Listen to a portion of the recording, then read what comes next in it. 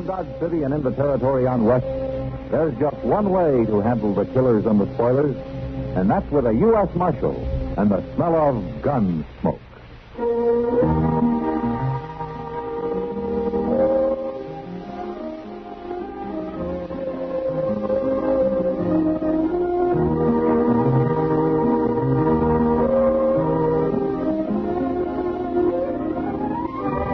Gunsmoke, starring William Conrad.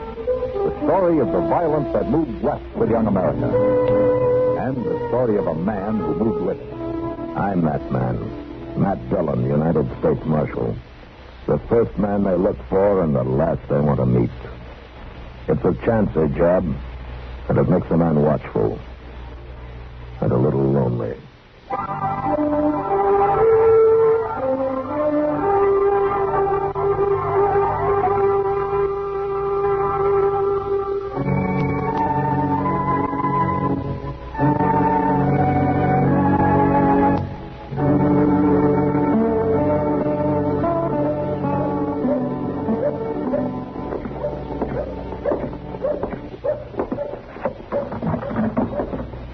Morning, Miles.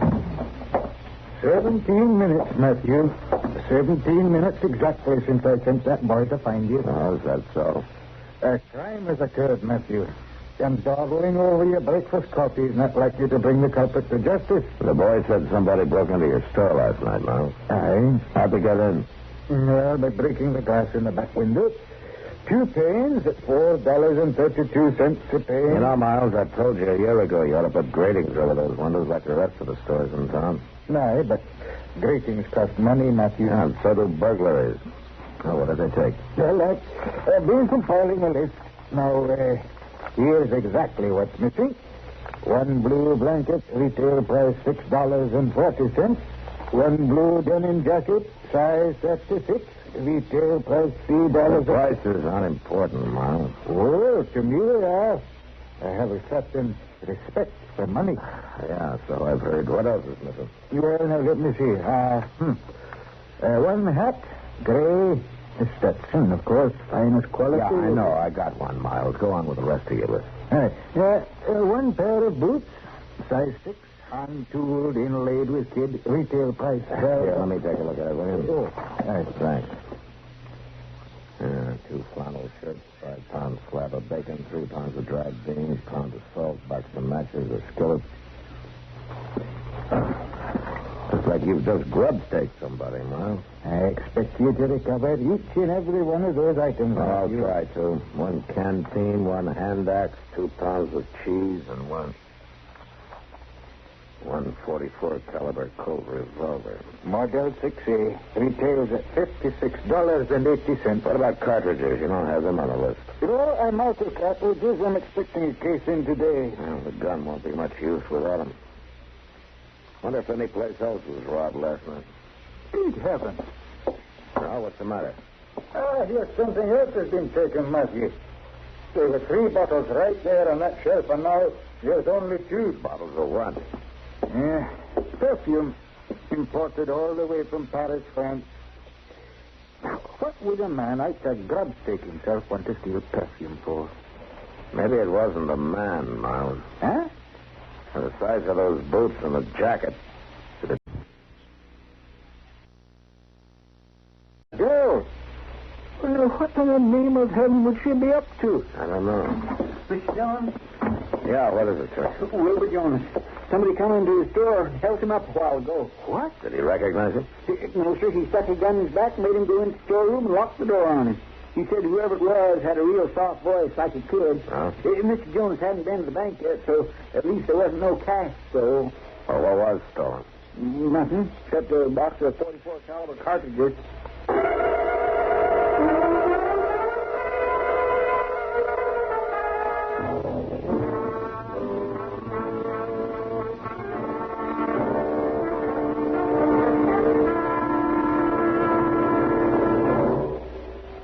When you sign up for a course or series of courses with the United States Armed Forces Institute, you're getting the same education normally available in civilian schools and colleges.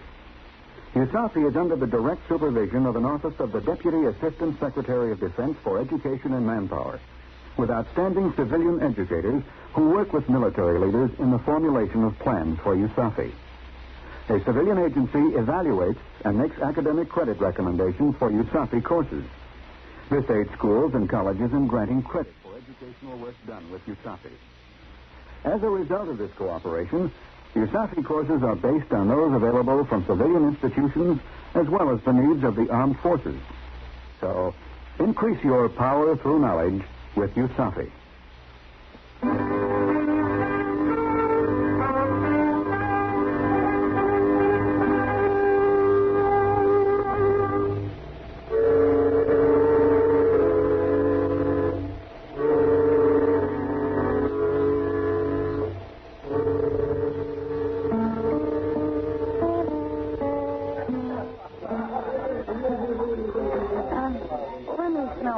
Again, will you, Matt? Yeah, sure, Kitty, sure. Not any scent I know. But I'd sure like to. You say Miles has got 2 more bottles left? I got this sample from one of them. Shouldn't be too hard to track down. Yeah, provided the person who stole it opens the bottle. Well, I'll keep sniffing the breeze, Matt.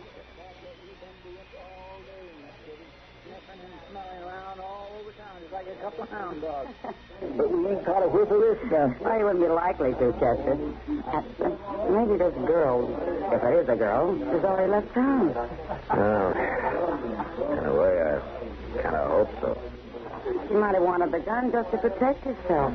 She wasn't protecting herself when she shoved it in Will Jonah's back this morning, Kitty. Oh, I know, but it was empty then. It's not empty, no. Well, by golly. I was just wondering who I'd let buy me a drink this evening. Yeah? As far as I'm concerned, Doc, you're still wondering. Yeah, well, good evening, Kitty. Hello, Doc. Yes, hello, Docky. Oh, say, I understand somebody borrowed a few things off old man McCagg last night. Yeah, they did, Doc. They did, huh? Crime rampant and the local law and habits of saloon. Here, Doc, smell this, will you? Huh? What do you mean? Oh, well. Say, what do you do, Matt? Put it on your hair or use it when you shave? You ever smell that scent anywhere before, Doc? Slightly familiar. No? What do you mean, slightly familiar? Well, I smelled the same thing earlier today somewhere. Today? Where, Doc? Where was? Where did you smell it today? I don't even remember. Say, Matt, where do you say we get up a poke again? Doc, will you think? Where did you smell this perfume today? I don't know. Let me see now. I was all over town at one time or another. It wasn't at the livery stable, naturally. Or at the bank. Oh, forget it, man. I don't have the slightest idea. Wait a minute. Now I remember. Yeah? I was talking to Mr. Doby in the lobby of the Dodge House, and this kid came in. The Dodge House, huh? That's right. He reeked of the stuff. Yes, that's where it was. He rented himself a room there. But why? I'll tell you later, Doc. Chester, come on.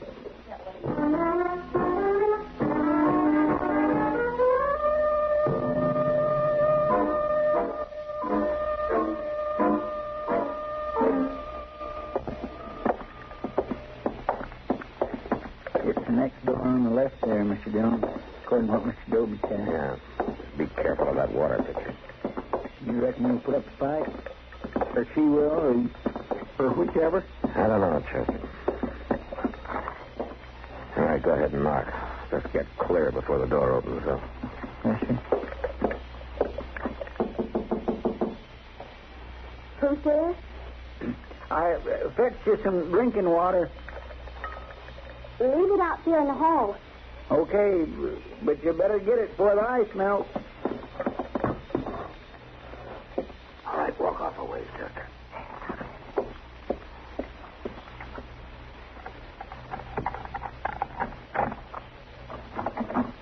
Get your hands up. You're under arrest. What? Chester, come here, take the gun. All right, get back in the room. No use getting the whole hotel stirred up. I ain't done nothing. You got no call to arrest me. Inside, I said. Golly, if you wasn't right, Mr. Dillon, it is a girl. You mind your own business. Who are you anyway? What? He's a U.S. Marshal. That's who he is. Oh, Marshal? Where did you get that shirt you're wearing, miss? And the boots. And what about this gun? Where do you think I got him? I don't think I know. Now, what's your name? My name's Willie Beaver, and I'm from down around Osage Junction. Willie? What kind of a name's that for a female? Why, you shut your tater Willie. Now, How old are you? 16, to tell you your business. 16, huh? Why did you break into that store last night? Who says I did? The clothes you're wearing, that Stetson on the bed over there, the stuff all over this room, every bit of it was stolen. How'd you figure it was me, Marshal? That perfume you took. Doc Adams was down in the lobby when you rented your room here. He smelled it on you. Oh, I guess I know that perfume was going to bring bad luck. Them other things I needed. But that there perfume I just wanted. Never had none before. Never even smelt none. Just heard about it. What are you doing, running away from home? I ain't running. I already run. You was to drag me with wild horses. I wouldn't go back there. Why not? You knowed my stepfather. You wouldn't ask why not. Work a body to their death. That's all he knows. He's got a dry farm down here. Ain't never going to be worth nothing no matter what. He'll work day and night just like a man. I ain't never even owned a dress. I don't believe in going in for frills. Yeah, I see. He beats me, too. Last time he done it 2 days ago, I just lit out. Look, mister. You see that bruise on the side of my head? you see what? Oh, for land's sake, answer that. I get your hands up, mister. You make a move, Marshal, and I'll blow this feller's backbone clean through his belly. I'm not moving. Just take it easy, Chester. Right back out now, mister. Away from the door. Well, I didn't run away from home just to end up in no jail. Where are you going to end up, Willie? And never you mind about me, Marshal. Now you two just stay put. Oh, I'm awful sorry, Mr. Dillon. I didn't have no idea what she was up to. She doesn't either, Chester. That's her trouble. Darn fool kid. Yeah. Darn fool kid. With a loaded gun.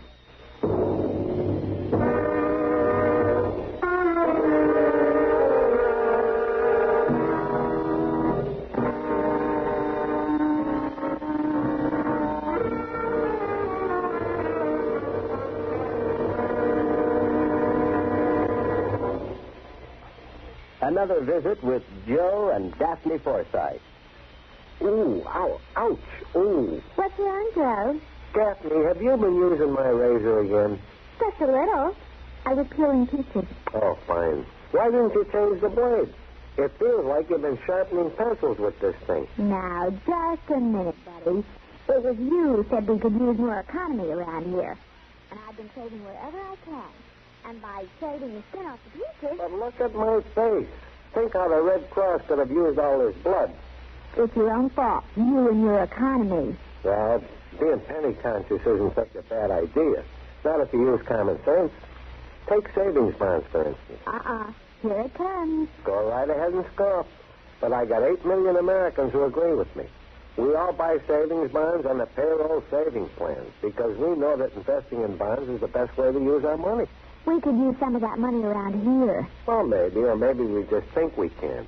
When we buy bonds, we guarantee we'll have the money in the future, when we'll certainly need it more. Stop waving that razor. You're splattering me with soap. Well, I don't mean to get excited, but who wouldn't? Where else can a man make an investment that's guaranteed to pay off $4 for every 3? And guaranteed by the credit of the whole U.S. of A. So there. Bravo! Bravo! All right. Now let me change the blade and get back to shaving. I think I'll stay and watch. Why? Because you're so cute when you cut yourself. Oh, fine.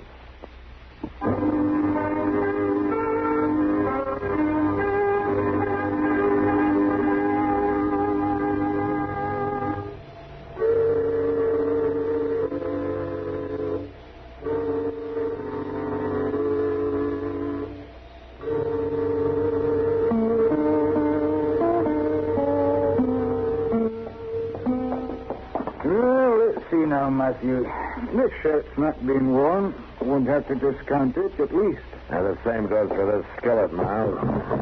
And the blanket, canteen, hand axe. None of these beans been used neither, Miss McKay. No, just hold your horses, you two. I got to weigh this cheese. Oh, for land's sake, enough. Yeah, a man can't calculate his profit without knowing his cost. And you son of it was gone. She ate about 20 cents worth off that corner there. 22 cents to be exact. Well, at least she didn't have time to eat any of your bacon, Miles. Oh, there you are. Yeah, it's about the size of it. That's all we found in her room. Yeah, those are just as the low-price items, Matthew. She still got away with a $12.50 pair of boots. She hasn't gotten away yet, Miles. We'll find her before the night's over. Yeah, we know what she looks like now, at least. And we know her name. Willie Deaver. Hey, homesteader's child, you say? Yeah. Dry farm down toward Osage. Case of too much work, I guess. And too little of anything else. Mighty hard living, dry farming. Doesn't pay much of anything to speak of. No, not much. Matthew, look, if you catch her and you get back those boots and that gun and the other items, well, what I mean is she can keep that perfume if she wants it. Well, forevermore. I couldn't sell it anyway. She's used some of it. Yeah, sure, Miles. I understand. Poor child. A girl wandering around alone. Well, come find it. Don't just stand there staring at me. I'm not staring at you, Miles. I'm just listening to you, that's all. Oh, smirking like a cat in a birdcage. I told you that perfume isn't saleable now. You go on out and catch that young ruffian. You bring her to justice. Stealing from honest, God-fearing folk. Violating private... All right, Miles, all right. And if you get that gun and those boots back and does not hurt any... And the denim jacket, too. Well, I'll give that child a dress right out of my stock. My land gracious. Well, it's not a matter of sentiment, no. It's just that it isn't fit for a young girl to go into court dressed like a man. It's no decent. Yeah, sure, Miles. I know what you mean. Just a proper respect for appearances. That's all it is, isn't it? Oh, confound the both of you. You're trying to accuse a man of charity when he hasn't an ounce of it in his entire nature. That's your stage off, it sounded like. Yeah, come on, Chester. Let's find out.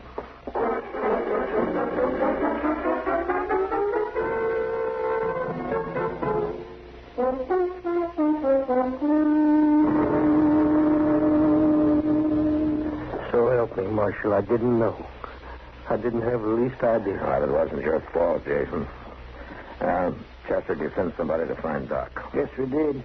The Bryson boy went to fetch him, Mr. Dillon. That load with a girl. I just opened the safe and then let her have the money. I wouldn't have shot no girl. Not if I'd known. He couldn't have been expected to know, Jason. Oh. That bandana over her face, dressed like she was, pointing that gun just as rock steady as any man I ever seen. Yeah. And you know, I always keep my gun stuck right between the safe and the desk, just in case of something like this. So I made like I was going to open the safe, and are you sure, Marshal? Are you sure she's dead? Yeah, I'm afraid she is, Jason. Killing a girl. I never done nothing so bad in my whole life. So help me, Marshal. I didn't know. Look, if anybody else would have done the same thing. Now, it couldn't be helped. It's done, and blaming yourself won't undo it. Now, look, why don't you go outside a while and get some fresh air, huh? I reckon maybe I better. I reckon I just better get outside a while. Old Jason's broke up pretty bad over there. Yeah, I guess most anybody would be. Dang fool young'un. Well, she paid for it, Chester. Well, there's no point leaving her there on a dirty floor. Let's lift her up on the counter. Let me get her shoulders. Hey, you know, she wasn't lying. She has got a bruise on her head. I guess her paw did beat her all right. Poor little thing. All right. Let's slip it.